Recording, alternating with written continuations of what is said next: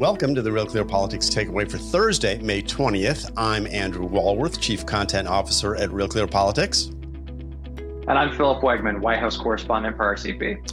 And we're here today because Tom and Carl are both doing other things, enjoying, I guess, post-COVID life. But Phil, you wrote this week, or this morning actually, about Arctic icebreakers for Real Clear Politics. Why is that a story this week? So yesterday, Joe Biden was at the Coast Guard Academy, and he talked about the need for the United States to have more modern icebreakers, which really piqued my interest because I've heard about the United States icebreaker fleet. It's becoming more and more important as the scramble for control of the Arctic continues. And I was wondering, how prepared is the United States to operate in that area? The Russians, they have more than 50 of these massive icebreakers, some of them nuclear powered, meaning that they never have to refuel, many of them armored, which got me thinking, how many does the United States have? Well, Andy, we have a grand total of just 2, and one of them is out of commission because of a fire last August. So not exactly prepared. Wow. So this was what Biden was addressing the Coast Guard about, that are we going to build more of these things?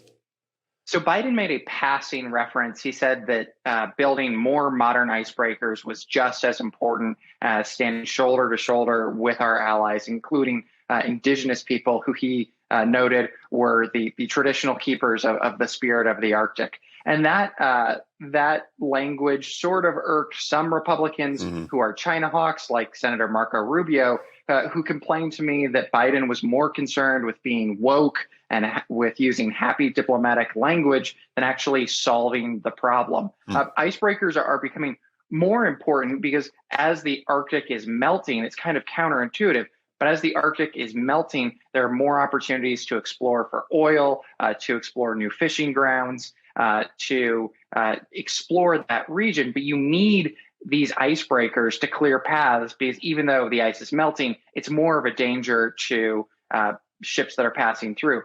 Putin sees the Arctic as the new Suez Canal, these new shipping lanes. But as he's increasing activity there, and as China is making the argument that they have a claim to the Arctic, even though they're hundreds and hundreds of nautical miles away, the United States, we are kind of toothless, at least in this regards to our response, because we don't have this capability. But so this week also, Anthony Blinken was visiting the Arctic countries and trying to keep on message talking about this.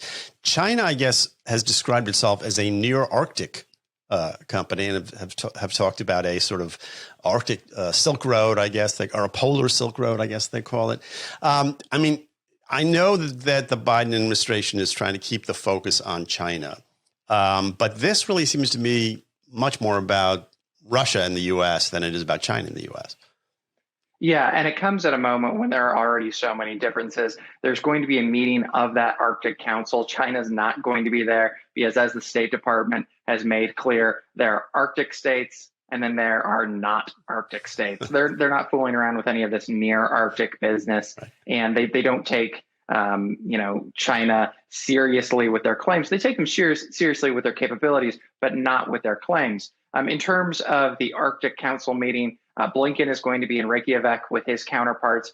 And already this is a tense situation. There are disagreements over Ukraine. There's disagreements over the way that Russia is treating political dissidents. And just last week, we can't forget the Colonial Pipeline shutdown. So negotiating over what actually happens in this region at a moment when there are already so many areas of disagreement, so many areas that could turn into hotspots makes things very difficult. And, I was talking to Representative Dan Sullivan of Alaska, and he said that while Biden inherited this mess, this lack of capability of icebreakers, he's hoping that, the new administration can actually build some. I think that there's a core number of some Republican senators, specifically, from Maine and Alaska and elsewhere, that would see building these icebreakers, which are very expensive, as infrastructure. So possibly that's one area of bipartisanship back here in the States. So, yeah, I was going to ask, you think we'll actually build a couple of these things, and will any of them be nuclear powered? Because that sounds cool,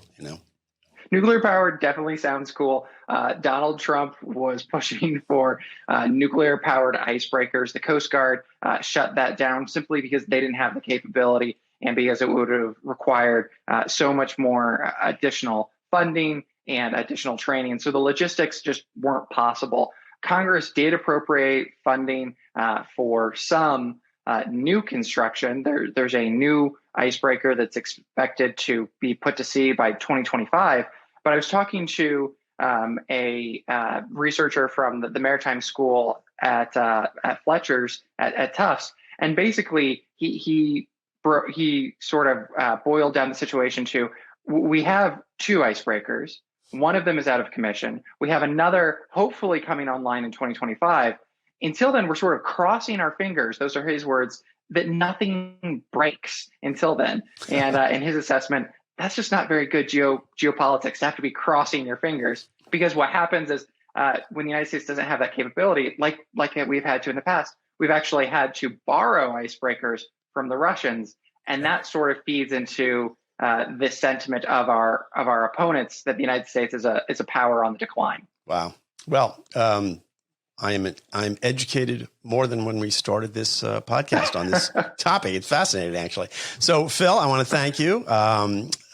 Tune in tomorrow, Friday. We have our weekly roundup. And until then, for Real Clear Politics, I'm Andrew Walworth.